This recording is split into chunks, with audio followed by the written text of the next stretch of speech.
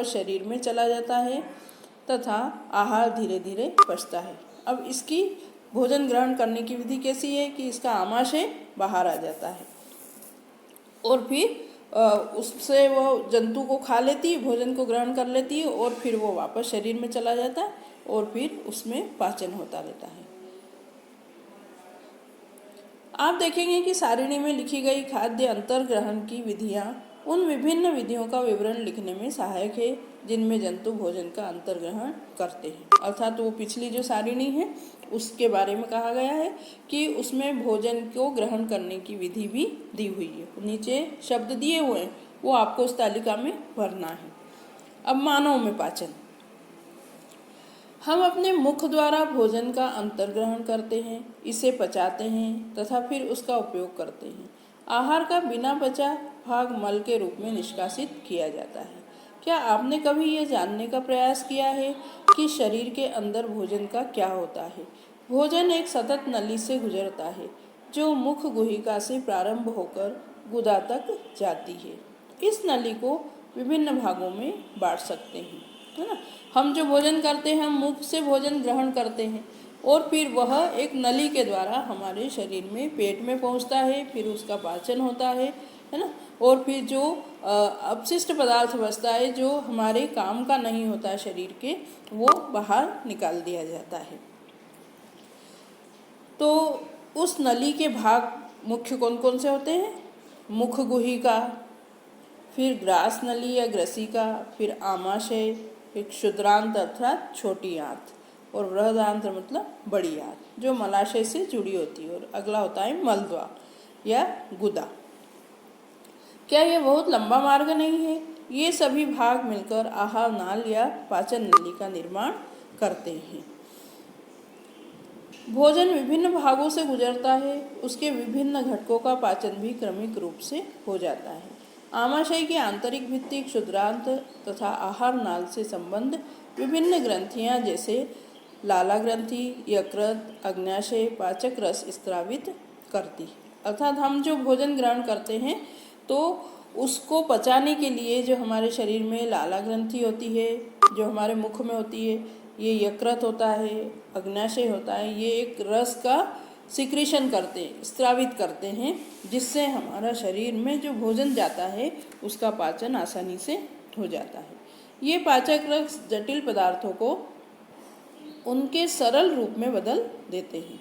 आहार नाल एवं संबंध ग्रंथियां मिलकर पाचन तंत्र का निर्माण करते हैं। अब आगे हम देखते हैं कि ये पाचन तंत्र का चित्र दिया हुआ है ना। इस चित्र में आप देख रहे हो कि यहाँ हमारा मुख है, ये इसको कहते हैं मुख गुहिका। फिर मुख में हमारे जैसे हम भोजन का निवाला अंदर रखते हैं तो आपने देखा होगा कि हमारे मुख में लार उत्पन्न हो जाती है और वो लार उस भोजन में मिल जाती है। तो वो कहाँ से आती है लार? हमारी जो लाला ग्रंथि होती है मुख में, उससे वो लार स्त्रावित होती है और उस भोजन को चिकना बनाने में सहायक होती है। फिर ये ग्रसिका, जो हम भोजन निगल लेते हैं तो इस नली के द्वारा नीचे आमाशय में आता है। ये आमाशय जिसको हम पेट कहते हैं, है ना। फिर ये अग्न्याशय होता है जिससे अग्न्याशयी रस स्त्रावित होता है। यहाँ ये यकृत या लीवर होता है हमारा, है ना। ये पित्ताशय है। क्षुद्रांत अथवा ये छोटी आंत होती है ना। छोटी आंत में भोजन जाता है, फिर ये बड़ी आंत में पहुँचता है और उसके बाद इसमें से जो हमारे लिए काम के तत्व होते हैं वो उस आहार नाल की जो ये बड़ी आंत की जो दीवारें होती है वो अवशोषित कर लेती है और बाकी जो काम का मटेरियल, बिना काम का मटेरियल होता है वो मलाशय में इकट्ठा हो जाता है गुदा में और गुदा द्वारा बाहर कर दिया जाता है। आइए अब हम जाने कि आहार नाल के विभिन्न भागों में भोजन का क्या होता है। अब हम इस पाचन विधि को विस्तार से देखेंगे। तो पहला यहाँ पर है मुख एवं मुख गुहिका। भोजन का अंतर्ग्रहण मुख द्वारा होता है। आहार को शरीर के अंदर लेने की प्रक्रिया अंतर्ग्रहण कहलाती है। अर्थात हम मुख से भोजन करते हैं तो भोजन मुख में जाता है तो ये क्रिया क्या कहलाती है? अंतर्ग्रहण। हम दांतों की सहायता से भोजन को चबाते हैं। तथा यांत्रिक विधि द्वारा उसे छोटे छोटे टुकड़ों में पीस डालते हैं। प्रत्येक दांत मसूड़ों के बीच अलग अलग गर्तिका या सॉकेट में धंसा होता है। हमारे दांतों की आकृति भिन्न भिन्न है तथा उनके कार्य भी भिन्न भिन्न है। इसके अनुसार उन्हें अलग अलग नाम दिए गए हैं। ये आप यहाँ पर चित्र में देख रहे है ना। यहाँ हमारे ये दांतों की रचना दी हुई है, ठीक है। इस तरह से हमारी दांतों की रचना होती है ये, है ना। तो इसमें जो पीछे के जो दांत होती है, हमारी जो डाढ़ें होती है, वो क्या कहलाती है? चवर्णक कहलाती है। ये इधर वाली ये एक ये इधर वाली और ये वाली। फिर उसके डाढ़ों के आगे जो खूंटे टाइप जो होते हैं वो कहलाते हैं अग्रचवर्णक। फिर उसके बाद वाले जो दांत होते हैं ये क्या कहलाते हैं? रदनक, ठीक है। और फिर आगे वाले जो 4 दांत होते हैं वो क्या कहलाते हैं? कृतंक। इस तरह हमारे मुख में दांतों की व्यवस्था होती है। दर्पण में देखते हुए अपने दांतों की गणना कीजिए। अपनी तर्जनी से दांतों को छूकर महसूस कीजिए आपके मुख में कितने प्रकार के दांत हैं। एक सेब अथवा रोटी का टुकड़ा लेकर उसे काटिए। आप उसे काटने एवं दंशन के लिए किन किन दांतों का उपयोग करते हैं? कौन से दांत खाद्य पदार्थों को चीरने, बेधने या फाड़ने के काम आते हैं? उन दांतों को भी पहचानिए जो चबाने एवं पीसने के काम आते हैं। अपने प्रेक्षण सारणी 2.2 में लिखिए। हमारे मुख में देखो, अभी हम दांतों के बारे में देख रहे थे कि जो दांत होते हैं, तो हमारे मुख में जो ये दांत थे, है ना, ये पूरी दांतों की संरचना हमारे मुख में होती है।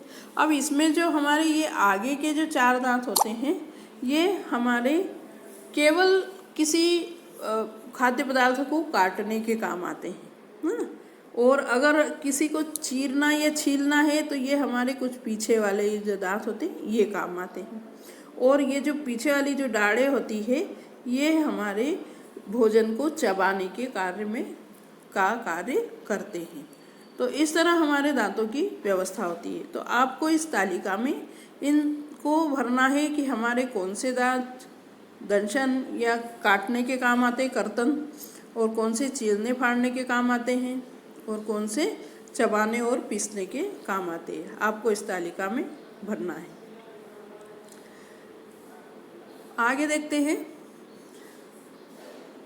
दूध के दांत तथा स्थायी दांत। हम कहते हैं ना कि दूध के दांत गिर गए और नए दांत आ गए, है ना। तो क्या होता है? क्या आपको याद है कि कुछ वर्ष पूर्व आपके दांत गिरने लगे थे, है ना। जब आप छोटे होते तो आपके छोटे छोटे दांत आ जाते हैं मुंह में, और फिर जब आप कुछ उम्र हो जाती है आपकी 7-8 वर्ष, उसके बाद आपके दांत वो गिर जाते हैं। तो हम कहते हैं दूध के दांत गिर गए और नए दांत आ गए। तो हमारे दांतों का प्रथम सेट शैशव काल में निकलता है तथा लगभग 8 वर्ष की आयु तक ये सभी दांत गिर जाते हैं। हमें इन्हें दूध के दांत कहते हैं, है ना। इन दांतों को हम क्या कहते हैं? दूध के दांत कहते हैं। इन दांतों के स्थान पर नए दांत निकलते हैं जिन्हें स्थायी दांत कहते हैं। सामान्य स्वस्थ व्यक्ति के स्थायी दांत पूरे जीवन भर बने रहते हैं, तथापि वृद्धावस्था में ये प्रायः गिरने लगते हैं। अब जब हम पैदा हुए उसके बाद जब हमारे दांत आने लगते हैं 2 वर्ष 3 वर्ष में, तो वो हमारे 8 वर्ष में गिरने लगते हैं और नए दांत आ जाते हैं। फिर वो जो दांत आते हैं वो स्थायी दांत होते हैं। वो हमारी वृद्धावस्था आती है, हम बुजुर्ग हो जाते हैं, तब तक वो दांत हमारे मुख में रहते हैं, और उसके बाद वृद्धावस्था में वो दांत भी गिरने लग जाते हैं। अब आगे हम देखेंगे